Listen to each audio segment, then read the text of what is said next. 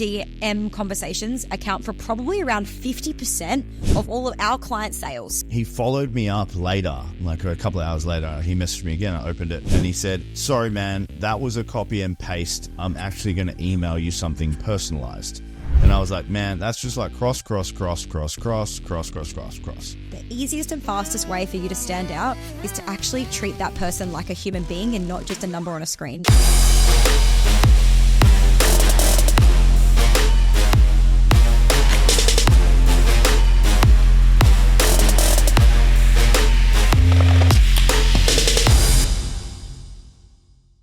Welcome to the Success School podcast. This is the business podcast for you if you want to grow your business to high 6 and 7 figures for free by just listening to us give you advice, tips, tools, and hacks right on this show. Steph, how are we feeling about today?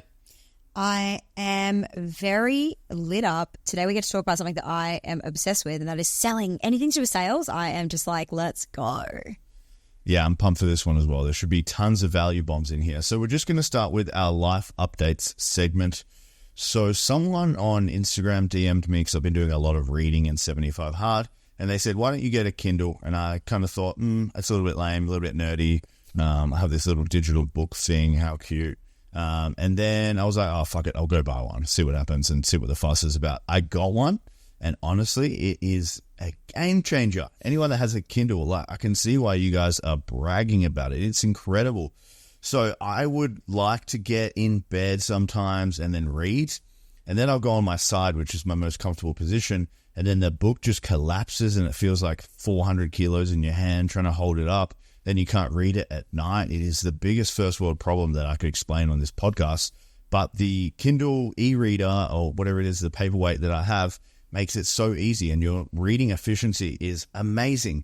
So if you want to read and you want to get better, get a Kindle. It's the best thing ever. Promo code is Tim is jacked. Okay, Tim is jacked is the promo code. He does not have a promo code. He wishes he had a promo code. I love that so much. Also, something that you should know about Tim is that he has become the Oprah of Kindles. So he came home. What does that mean? I'm going to tell you. He came home today and he was like walked in the house. And our housekeeper, who is this amazing woman named Diane, she had been like, oh, I've always wanted a Kindle. And so Tim came home today from the shops and he was basically like Oprah. He was like, you get a Kindle and you get a Kindle, because he was just like showering Kindles around our house. I got one, Diane got one. I'm surprised Luna and Felix didn't get a Kindle at the same time. He is obsessed and he's making everybody else obsessed, and he does need a promo code. So if you're listening, Kindle, please give him a promo code, because I think that we could sell you some. Do you think Diane likes me more? Diane definitely likes you more. I'm usually grumpy when Diane's around. She's like, Tim, you're so funny. And I'm like, I'm really not. Also, Diane thinks Tim's handsome. So I think there's definitely a flirty situation going on here. She's like, how old is Diane? Like 60? 60-year-old women, come at me. Yeah. Let's go. They have a little relationship going on. It's very cute. Steph, what's going on with you? I have been trying my hand at cooking a little bit more. So over the last few years... Definitely trying. Keyword trying. Over the last few years, you know, as we've been really growing and scaling our businesses, one thing that we kind of stopped doing was cooking, because we were so hyper-focused on money-making activities and making sure that our time was spent in the best position possible in our businesses. And so, you know, we would work like 9 hours, 10 hours a day. And then the last thing I'd feel like doing is like grocery shopping and cooking and preparing meals. And like, honestly, I'm not very good at cooking. So that Tim's like, amen. Asterisk.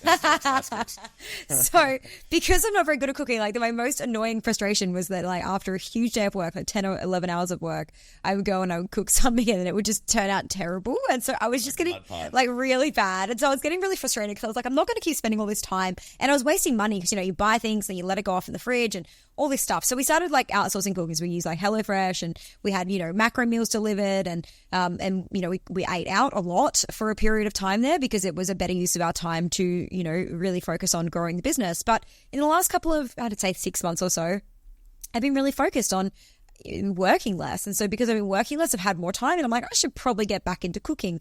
And so I have been trying, but I have really high requirements for recipes. And so it's really hard for me to find recipes that are easy, fast, simple to purchase, taste good, easy to count macros. They must be high protein. And honestly, it's like quite tough. And so poor Tim, is just getting basically 3 meals on repeat at the moment.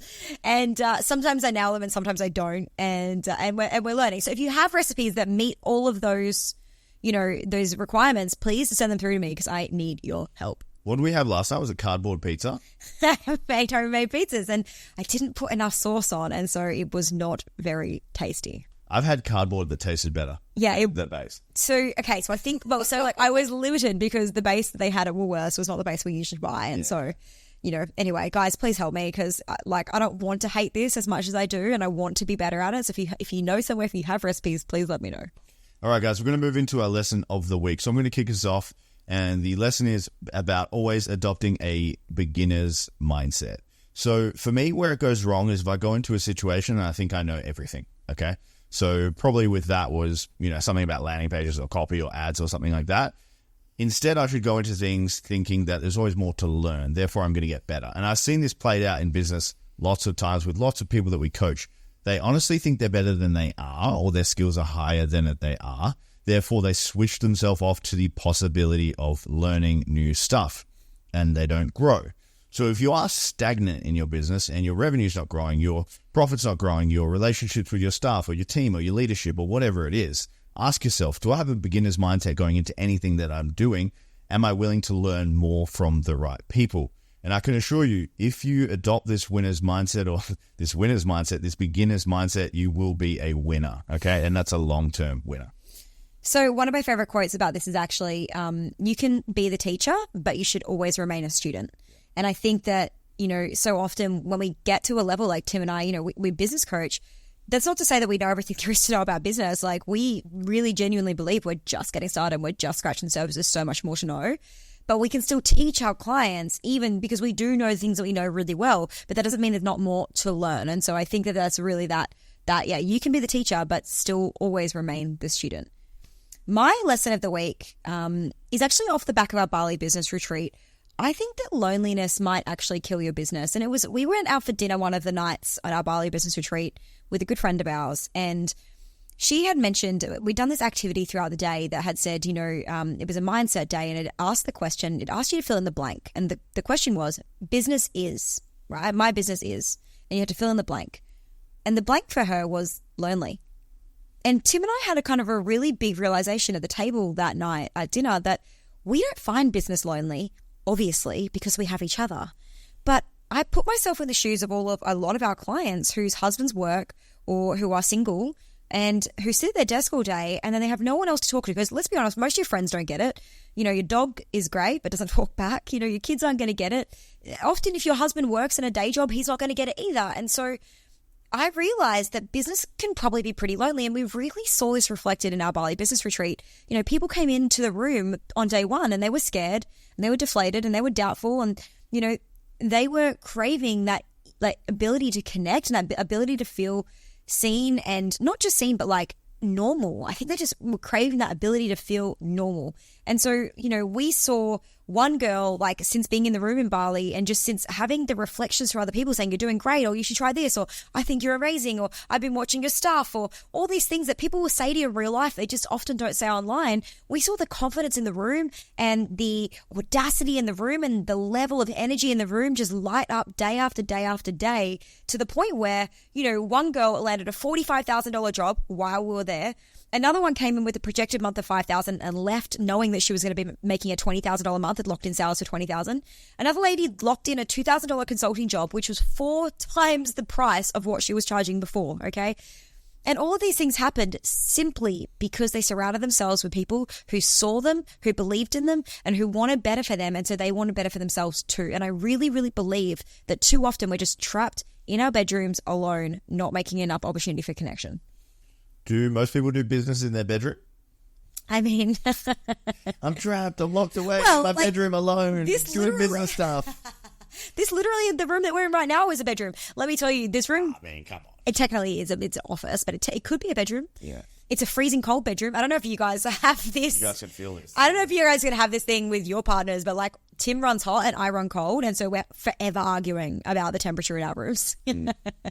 So our topic today, guys, is the non-creepy way to actually send a direct message, a DM, and get replies. So one of the activities that we did at our Bali Business Retreat was develop a DM chat script for every single client. Now, we're doing it. We did it with everyone, including people who had like beauty businesses, including people who had workshopping businesses. So while they might not use them all the time, at some point, someone's going to dive into their DMs and ask questions. And it's really helpful to have a script to go back with that is a high converting script. That means you're going to land that person as a client as a guarantee. And so today we are going to be breaking down the 5-step process to start more conversations and drive more of the right leads into sales, money in your bank account, clients in your programs, in your offers, in your services, so that you can win too. Tim, because I think this DM conversation thing is a fairly new thing in the last few years. What did you think the first time that you were told to have more conversations in the DM? Maybe it was by a business coach, or maybe it was at a conference. What was your first initial thought? Initially, I thought it was spammy. I thought it was scammy. I thought it was a little bit gross. I was thinking people don't want to hear from me in the DMs. That's like their private sanctuary for their friends. But that soon changed. Yeah, how has it changed? Like, what are your thoughts now? So in terms of it changing, or my thoughts of it changing, I think that if a business or a coach or whoever I want to work with is DMing me, I feel like they're more available. They care. They have time. They have the ability to develop really fast know, like, and trust, which you're going to get. They have a personality, like they're available for their clients. So I think it's a really great tool to bridge the gap and really to get someone from sort of interested to I'm ready to have a call with you or buy your product, which I think is a really cool and a really good transition to make. So there are a couple of sayings around this. It's like, conversations equal conversions and the dollars are made in the DMs. I think that's 100% true, like in every way. I think DMs need to be a vital part of any business's strategy, especially 2024 going into 2025. And the more personal you make them, the better they will be, which we're going to get into in this episode. Both of those phrases were coined by me.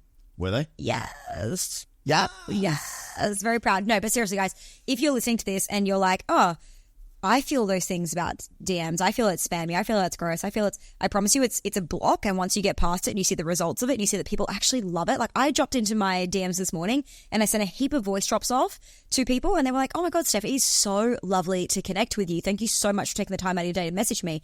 Immediate know, like, trust. Immediately I'm connected with my community. Immediately we're making, more opportunities to help people, more opportunities to, yeah, of course, get them on a call. Yeah, of course, have a conversation with them, see if they're the right for our program. But most importantly, the biggest thing that Tim and I are most passionate about is building really high level, high value communities so that we can help more people thrive.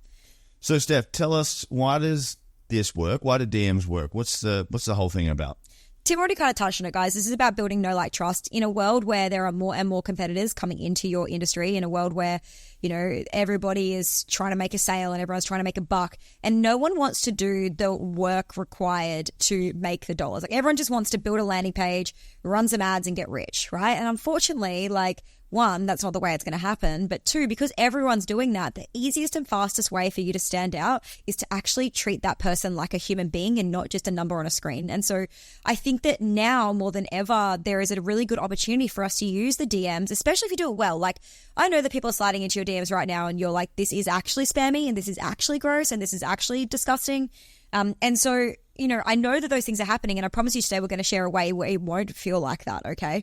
But I would say that DM conversations account for probably around 50% of all of our client sales. So they might generate the lead somewhere else, whether that's in Facebook groups and emails or whatever, but a lot of the time the actual conversion mechanism will happen within the DM. So conversion to sales call, conversion to, direct sale, conversion to booking, those things will happen in the DM. And so we're talking about millions of dollars here. 50% of our clients are converting mostly in the DMs. Like, we're talking a lot of money is being made just in our program off of DMs. And so in a world where, everyone is doing the same thing, it's really easy for you to stand out just by being human to human with somebody.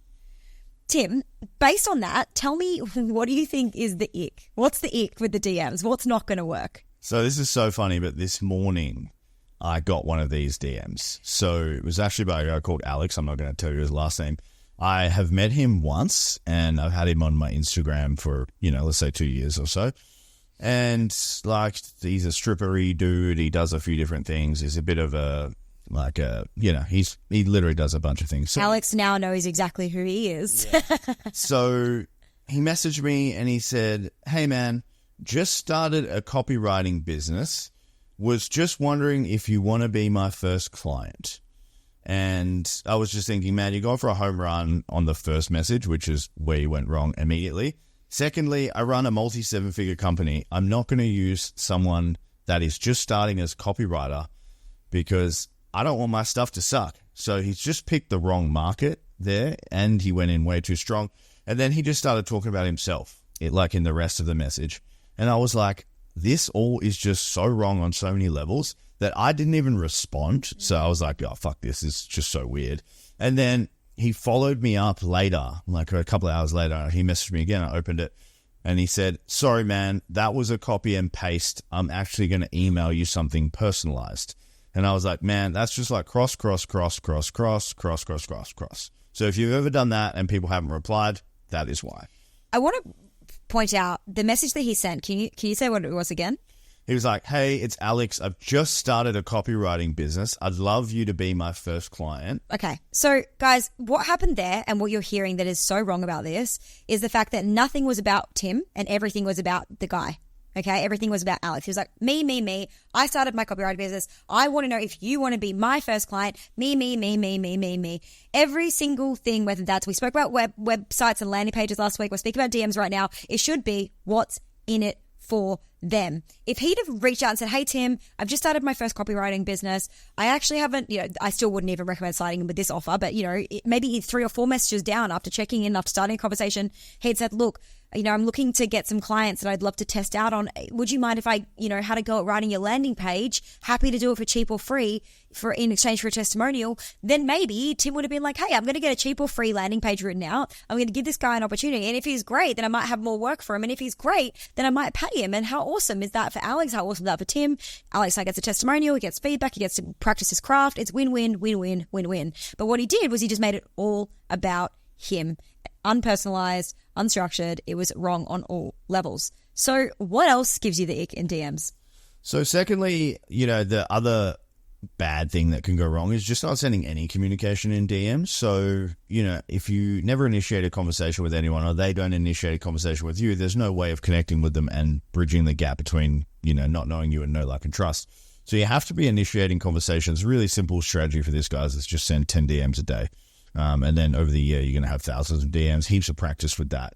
Thirdly, guys, is getting their name wrong. I actually did this yesterday to a client. It's pretty funny. So Michaela messaged me. So, hey, Michaela, if you're listening, shout out. And I said, hey, Mick. And then the autocorrect said Mike. And I just did a comma. And then I wrote the rest of the message and I sent it. And I was like, oh, shit, it says Mike. And she just laughed it off, which was funny. But that will break rapport if you're doing that in a sales conversation or you're trying to sell someone something in the DMs.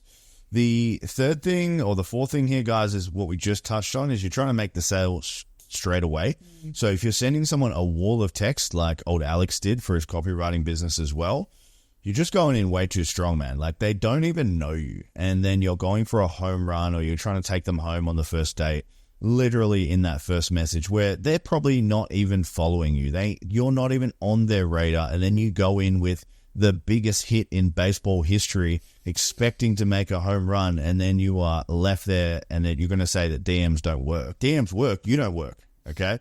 That's the issue here, is you don't know the actual strategy on how to pull this off, and it's just really ick and gross. The next one, guys, is ignoring what they say to you. So, in most of our DM scripts that we have with our team or that we give to our clients, there's a part called acknowledge, okay? And acknowledge means acknowledge their reply. So if you've got like a 5-step process for DMs and then you're just copy and pasting the same message over and over without actually acknowledging what they say, people can feel that and they feel like it's bullshit. So if someone says, hey, my top 3 goals are I want to lose 10 kilos, I want someone to find me more attractive, and I want to run a 2K faster, you need to acknowledge that and say, hey, that's cool. That's a great goal of losing 10 kilos. Oh, 2K, that's going to make you so much more fit. How much more confidence will you have, to go out XYZ, wear a swimsuit, wear like whatever, Speedos, whatever it is on the beach. You need to acknowledge what they actually say. Yeah, and I think the best thing that you can do, and I know Tim's going to, lead into this shortly for me, but like the best thing that you can do, guys, is like, you've got to think of it like it's a conversation in real time, in real life. So if Alex walked up to Tim on the street and he hadn't seen him for years, he's met him once before, he's never, spoken to him in years, and he walks up, he's like, hey man, I just started a copywriting business. Would you be my first client?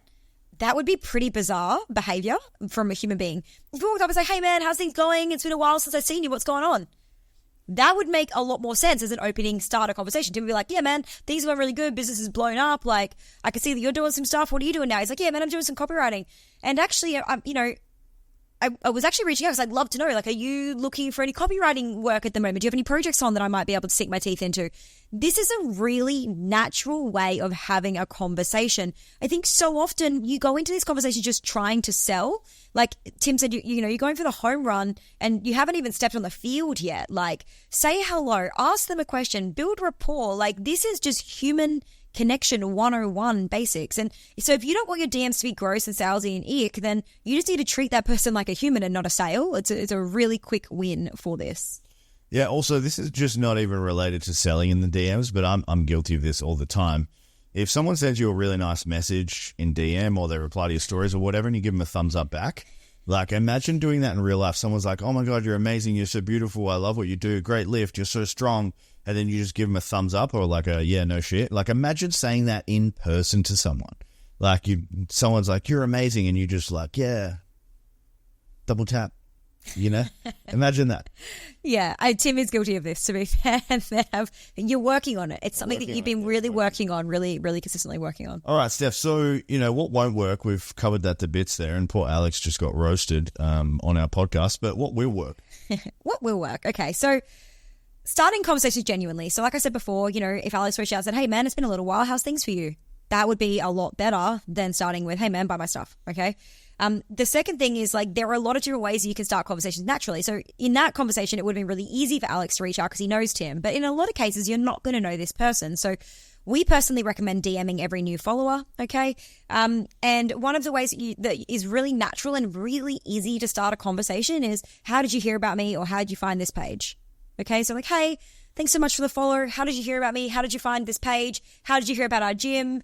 That's just a really nice opening. Super low key, super chill, very easy, really easy for them to reply to. Doesn't feel salesy, doesn't feel pushy, doesn't feel spammy. Okay, so start a conversation that is genuinely like hello. If I just met you in the street, I'd say, hey, how you going? Like, what are you doing here? That would be a really natural way of starting a conversation. Okay. Then, very similarly to what Tim said before, listen to what they tell you and respond naturally. So if you ask them what their problem is right now, like what's going on, like what's not working for you right now, and they tell you, don't just be like, yeah, well, I can solve that. Like go, oh my God, I'm so sorry that you're going through that right now. That's absolutely awful. And then ask a few more questions, like what else have you tried, or have you tried this, or whatever, and like actually have a conversation with this person and be like, look, I'd be happy to offer you some help if you want to jump on a call. Okay, so just really acknowledge what they're saying, making sure that we're not just following the script copy paste. Like take your time. We don't want this it is a numbers game at the end of the day. The more DMs you send, the more conversations you have, the more opportunity you have to, build connection, build community, and at some level, eventually have more conversations. Therefore, you will have more conversions, okay? However, I would rather you do quality over quantity when it comes to DMs. I'd rather you have really great, incredible conversations and less of them than having really fast and not caring. So I think that's going to damage your brand rep over time. Last but not least, I would say to focus on doing it because you care, okay? So have conversations because you care. Tim and I genuinely just love building community. We love checking in on people. We want to make an impact, whether you're in our community or not, which is why we, podcast, which is why we do our free Facebook group, which is why we have so many freebies we give away. We genuinely just want to help as many people as possible. So do it because you care. DM somebody because you care about them. DM them because, they're a person that might be in need. DM them because, you put some polls up and they voted and they needed some help. Do it because you care, not because you're trying to get the sale, okay? And if you show them that you care, you actually will get the sale, which is the craziest part of that. And then please make an invite, okay? So this invitation can be a lot of different things, but make an invite.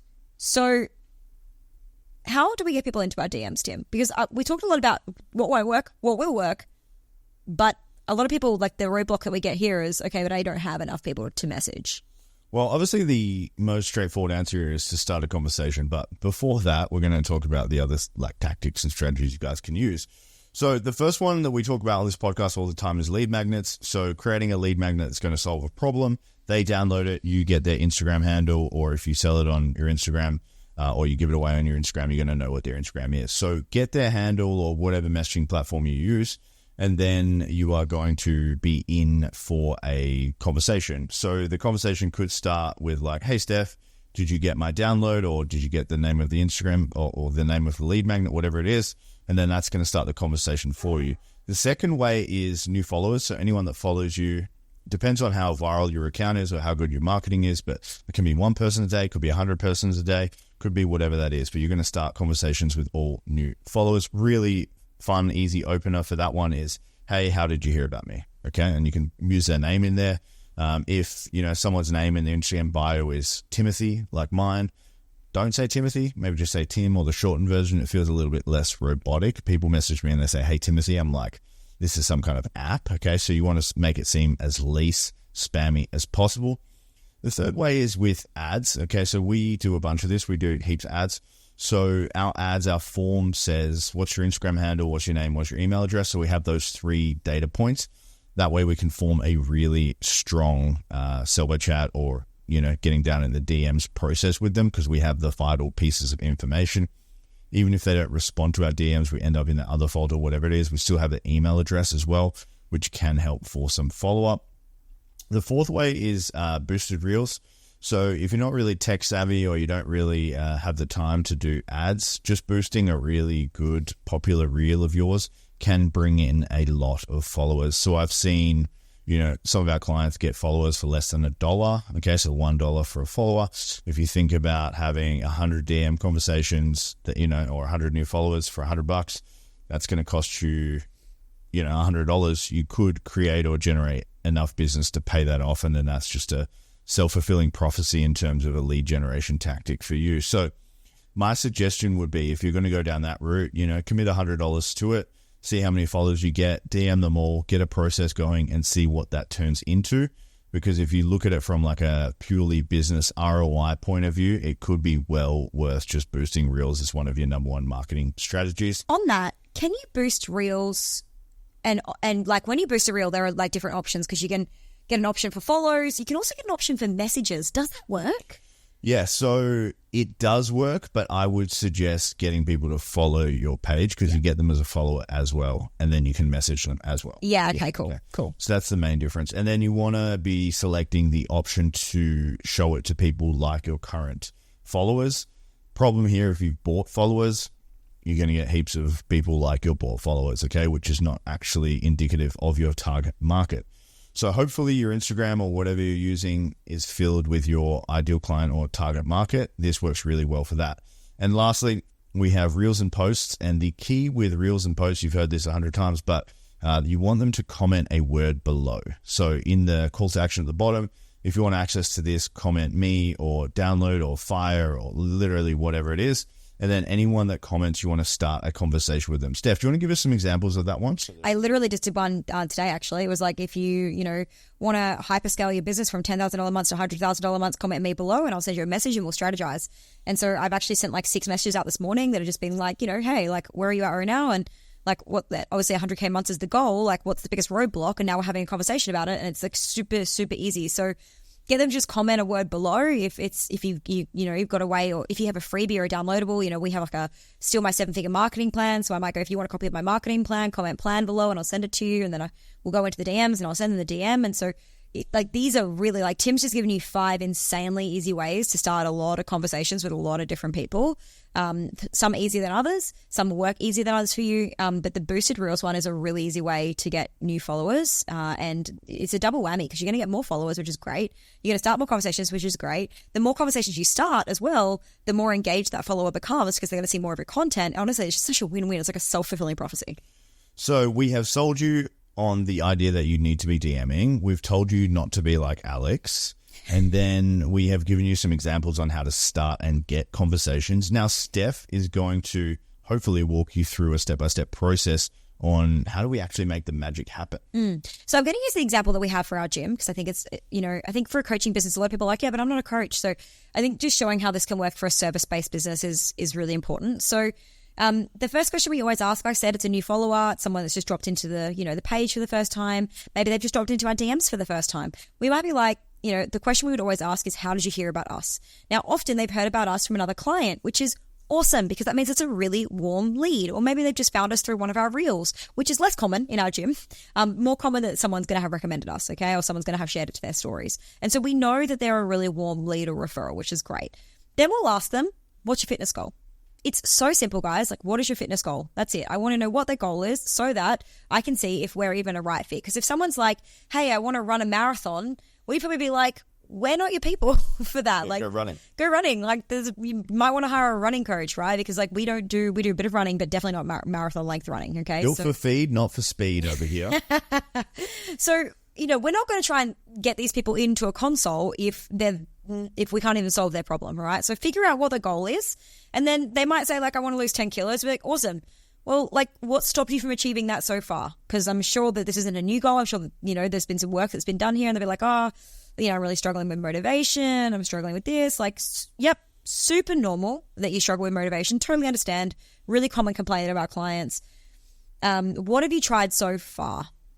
Okay, so what we're getting here so far is, what's the goal? What's stopping them from getting there right now on their own? What have they tried so far? Because there's no point in us being like, yeah, come in and train 4 times a week and we'll give you a nutrition protocol. If they're like, yeah, I've already done that. We want to try and show them something that we do that is different to what they've tried. So they're re-inspired with hope and they can see that maybe our strategy is going to work for them. Okay, so what have you tried so far? And then after they tell you, look, I've tried this, I've been doing F45 for a while, or, I've been training at Anytime Fitness and it just hasn't been working and I haven't been motivated. I'll be like, look, totally get it. Super normal, like super hard to get motivated on your own. That's why we love group fitness. Are you open to getting some help to hit your goal of losing 10 kilos? And they'll say, yes. Most people are going to say, I would love some help. Please help me. I would love some help. They go, awesome. Let's jump on a call. We'll have a chat through your goals. I'll give you some suggestions and we can see if we can make a plan for you. How does that sound? And they're going to be like, great. Then you can drop them the call link. Okay. So the 5 steps of that process are: slide into the DMs, like, how did you hear about us? What is your goal? What is stopping you from achieving it? What have you tried so far? Are you open to getting some help? Book a call.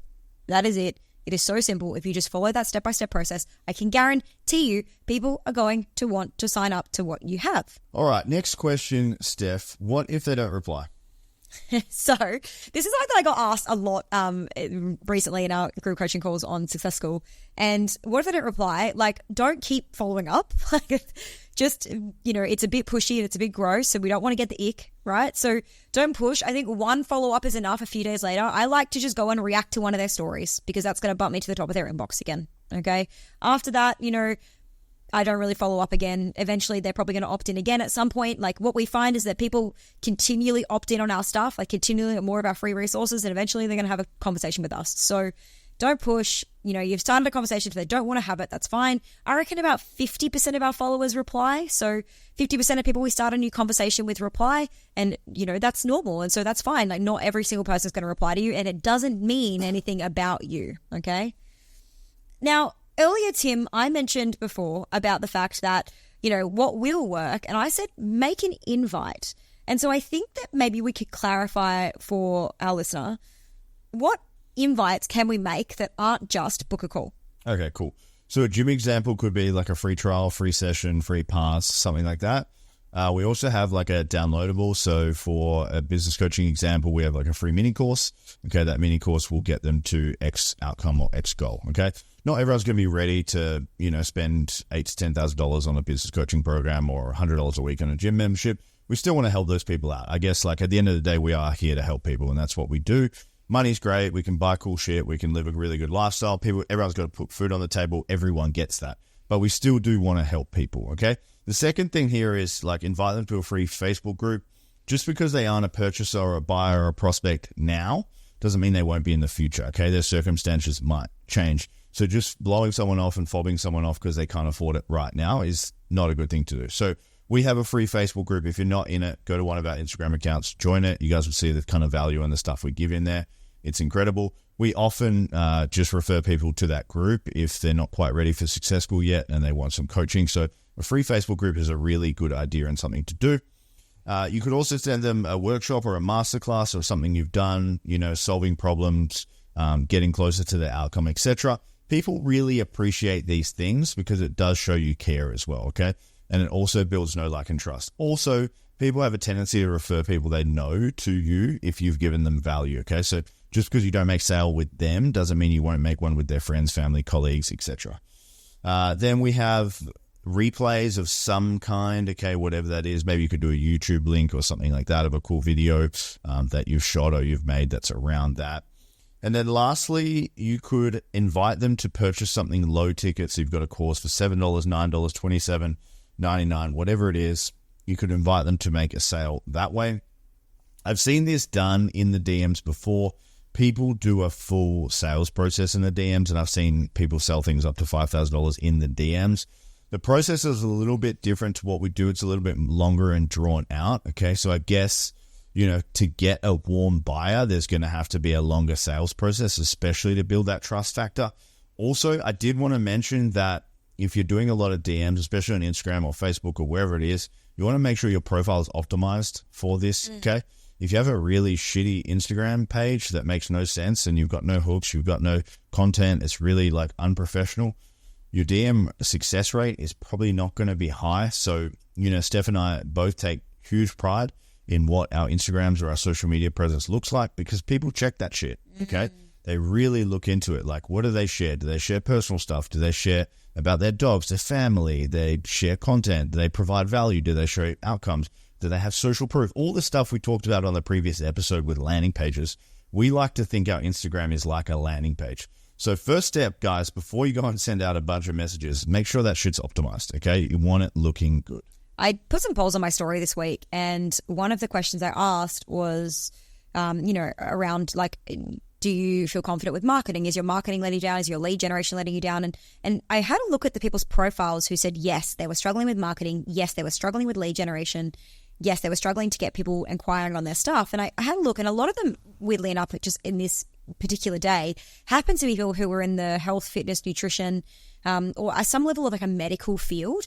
And a lot of them in their bios, they just had like their name and what they did. So it's like they're a dietitian and their name. And then they would just have like all these letters underneath, BSc, right? BSc, MSc, Y.1, like all these things. I'm like, I don't know what that shit is. And I also don't care. Like, I actually don't care. Like, if I want to know, guys, like, what do you do for me?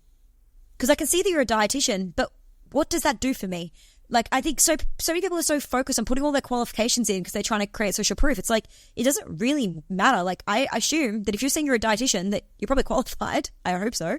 And I, would hope that that is somewhere on your website or somewhere else in your content or, somewhere else that's more relevant. But like, literally I saw about 6 of them. Their entire bio was just like each dot point on their bio was like different letters and syllables and courses and stuff that they'd done. And I was like, I don't care. Tell me what you can do for me, right? And I think that if you can just answer that question for people on your social media, if you go onto ours, it'll say, we'll help you build a 7-figure business. We'll help you build a 6 or 7-figure business. Like, that's literally what it says. We'll help you create time freedom. We'll help you create financial freedom. Like, we are here to help you create those things. And so when you fall in our social media, like, you're a business coach that's going to help you make 7 figures, boom. I know I definitely want to follow your stuff, right? Or if I get on and I see a dietitian that's just got letters, I'm like, but why? Like, what am I going to get? Like, what am I learning here? What problems do you solve and for who? And so really that bio, guys, is so important. So I'm going to give a little bit of a crude example here. And I am someone that I have 2 degrees, 14 certifications. I have every letter under the sun. If I actually put all the letters behind my name, it'd be like 15. It actually wouldn't even fit in the bio. Fit in the bio. So you go on my Instagram, I don't have any letters on there. Okay, I've spent like nearly $400,000 on my education.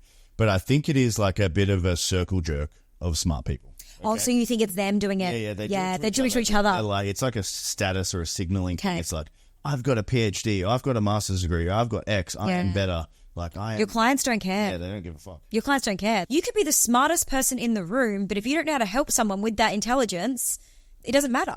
At the end of the day, it's like you could be the smartest guy in the room, but if you can't get a result for the person at the other end, because you can't take all that knowledge and give it away or share it or distribute it in a way that moves people to action, that inspires them to do something different, that actually helps them implement and sustain a result, they won't care because all the information is already out there. They could read a book, they could go to YouTube, and so it's your ability to actually take all of that information and share it with somebody and go, hey, I help you solve this problem. And I know what I'm doing because I have all these degrees and all this stuff like Tim, we run a gym, and I feel like that overly simplifies just how much Tim has studied to just own a gym, right? Like it sounds so basic, but like Tim has put like our programs are better because he's put like 5, 6, 7 years of education into actually writing those programs. And so, we know that we're better because of that, but nowhere, anywhere, even on our website, I don't even think it lists that out unless you go to like the coaches page. So I think, guys, really making sure that we're leaning into like anyone who's following on your page needs to be able to say very similarly to your website, who are you, what do you do, and how does it help me? Steph, would you rather a Lamborghini or letters after your name? Because I feel like one without the other is tough. Oh, what do you mean? I think if you're taking space on your bio or website focusing on the letters after your name, you're taking space away from focusing on the outcomes that you can get for your clients. Is the outcome I can get a Lamborghini? The outcome is you can help them. To get a Lamborghini? Yeah. Well, yeah. I mean, damn. Like, I'd love to help my clients get a Lamborghini. All right, guys. So for that episode, we have a DM script framework available. So it's in the show notes. Head to the show notes, download that. We're going to walk you through step by step on what that is. You're going to set that up for your business and implement it right away. If you get some cool takeaways or you get some results from that, please let us know. Steph and I do this podcast for free. Obviously, like the other benefit is we would like you to join successschool.io, but we do this to help you. So we would love to help you grow your business, even if that is like we've never met you before, you've never spoke to us, you've never sent us a DM. Now is the time. Send us a DM. Try to sell me something, but don't be like Alex. Guys, we give so much. Like the stuff that we're sharing with you, like this DM script that Tim just told you about that we've put in the show notes for you today, it's taken us years to perfect and develop and try and error. And we've, turned people off and we've broken rapport and we've messed up and we've stuffed up and we've gone to home base on message one and we've done all that shit so that you don't have to. Okay. So, we're giving you this stuff, like it's like super high value stuff. So please give it a try. Please implement it. And yeah, like Tim said, let us know. All right, guys, we're going to get into the listener questions segment. These are spicy. Just having a look through. I know Steph and I are going to have some different answers to these, which is going to be funny, maybe conflicting points of view. So Steph, I'll start you off from Xenia. That reminds me of Xena, Warrior Princess. Xenia? Xenia W. W. Don't know what business this is, so if you guys submit a question, please let us know what your business is. It'll allow us to give you more context with the answer. What automations have you implemented that helped you scale and or get a ton of time back? It's such an interesting question. Yeah. I think I might have a really disagreeable position on this. Automating is great, but I think it is massively overhyped. Yeah. I think that people think that they can like automate their whole business and just like never do anything again. And I think it's just so, like we're laughing because it's so bullshit. It's so bullshit. Like it's so bullshit. Like you can definitely automate stuff for sure, but you are definitely not going to get a ton of time back unless you're being really inefficient with your time right now. So I'll give you an example. Like, when I first started coaching, like I used to, do a lot of one-to-ones at the very beginning, of course, when I was getting, good at it. And so what I would do is we'd have the one-to-one session on Zoom, and then afterwards I'd have to type out the notes, and then I'd have to send the email, and then I have to send another email trying to get them to book in for the next session. And then I would like ask them what like time would be good for them, and then they would email back, and then I would send them a calendar invite, and then like, so like when you have processes that are really time consuming like that, so like it would take me like, I would, see 5 or 6 one-to-ones a week and I'd spend probably like 5 hours doing admin afterwards. Yeah, like there's definitely ways to automate all of that. So, you could have after the Zoom, recording is done, you could have that could be automated to send an email out with the recording. You could get that immediately transcribed as well. So they could, drop the transcription in there as well. Obviously that email could also include a Calendly link that goes to your emails. And so like, that entire process, practically, or the admin side of it, could have been completely automated, right? So I think if you are not doing any automation right now, like, and you know, like, for example, if you're creating invoices manually every day for your clients, where like you can use a payment processing platform like Stripe as an example, it's going to save you a lot of time and money not having to create invoices every single day. Like recurring invoices, I used to create manual recurring invoices for my clients, which is like obviously so slow. And so, you know, over time, like there are a lot of automations that you can implement that are really good. They're going to save a lot of time. However, there's no way of like clicking a magic button and then like your entire business runs without you yet. I think probably in the future it will get better and better. But yeah, I think that the biggest automation that we use in our business right now is just getting people to like sign up and log in. So like if they, that's simple. It's so simple, but like, you know, you sign up on our Thrivecart link to Success School and automatically an email pops out saying like, thank you so much. Like, here's how you log in. Here's what happens next. I think there's probably another one in terms of leads filling into a Google sheet. I think that's probably like all of the automations in our business. Yeah, there's a bunch of other ones. I think when you hear the word automation, or when I hear the word automation, I think of Arnold Schwarzenegger as Terminator, just like laughing and being like, I'll fucking show you what automation can do. But honestly, it's emails, texts, anything that's related to Zapier, so Zapier. So you can check out Zapier. Anything that's related to that can be automated. Mainly for us, it's like when someone signs up through Thrivecart, they'll automatically get the logins to school and the platforms we use and get invited to the groups and all that type of stuff. So that's all super automated. In terms of the call booking links, like they're all popped on school. But other than we have some automated emails, like, so I like, it's so funny. They're scheduled. Yeah, exactly. So we have automated emails, but like if someone, you know, like signs up for a lead magnet, they're going to get some emails that go out. But also like if they book a call with our team, we're going to send automated reminders and like things like that, like for sure. But I mean, nothing that the business can run without. Yeah, I feel like a lot of businesses are using those sorts of things. So Xenia, I guess it really depends on where you are at in your automation journey. Like we may have said stuff today that you're like, whoa, I didn't know I could do that. And we maybe take it for granted, but I definitely think that a lot of people think that automation is much more it's a bigger thing, or there's more that they can be automated than they're not. And it's really just those little time-saving hacks, so I don't have to remind every single client that they have a call coming up, as an example. So yeah. What about you? Anything else? That's it. Yeah, cool. We have another question from, oh gosh, today's names. Yeah. Is it Rocio? Rockio? F? And I love this question. How do you deal with a copycat? Do you block them? Do you address it in your social media? Especially when there are customers who actually think that it's you. I've got two answers for this, okay? Kind of threw me off when he or she said, especially when the customer's thinking it is you bit. But I will consider that I haven't seen that part of the question. I'll answer it without, and then I'll answer the second bit. So you can see imitation as the highest form of flattery. Okay, so it obviously means that you're doing something super well. The other thing, if someone's just copying you or copying your social media or copy and pasting captions or your ideas or your gym, which has happened to me 100 times, they're always behind the 8 ball because they don't have the innovation that you have. They're always 3 or 6 months behind what you do. So you can see it like that, as if like just, you know, water for duck's back, like who gives a fuck, just like don't look at their stuff if you're triggered by it. The other thing is you can block and delete them and address it. And, you know, if it's really like a blatant infringement on copyright or intellectual property, you can send them cease and desist and get lawyers involved and that type of stuff, which I'm thinking is probably one of those situations for you. But I just want you to know, Rocio, that if someone's copying you, they're copying you for a reason and you're obviously fucking killing it. So keep doing well, do what you have to do to make yourself feel whole or right in this situation. But you're obviously the market leader in what you do. And if someone's so inspired to copy you, I think that's an incredible thing. Yeah, I think just on the last part, especially when there are customers thinking it's you, like if someone created another fake account, they called themselves Steph Gorton and they said that they were a crypto trader, which is usually what they say when they create the fake accounts, and they're messaging all of our followers and all that sort of stuff, then yeah, of course you're going to report it to social media, Instagram, like Facebook, whatever. Block, delete, all of those things, address it in my socials. I'll take a screenshot of the page. I'll be like, don't do anything with this page, blah, blah, blah. Like definitely if it's a fake profile imitating you completely, for sure, like do all of those things.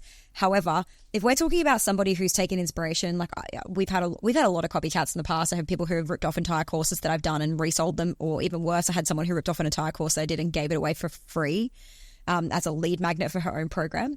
And so like stuff like that is when I start sending things like cease and desists. You know, we block, we don't give them access to our world anymore. You don't get to access any of that. Most of the time when you send a cease and desist, most people will usually back down pretty quickly. But yeah, I personally don't slander people on socials. I think I'm not saying that I wouldn't ever. I just haven't done yet. And I just really try to keep my social media a really positive place. And for me, ethically and morally, it doesn't feel good to tear people down socially. And so I don't do that stuff on my social media. However, if something really grinded my gears, I'm not saying that I never would. Yeah, I agree with all those points. And also, if you get into some kind of legal battle, it always helps to have more money. Usually the person with more money wins those type of fights. So it's kind of why Steph and we always have a lawyer on speed dial. If this ever happens to us, we are ready. Not saying it's not going to that extent, but, do you escalate the situation after a cease and desist? How do you do that?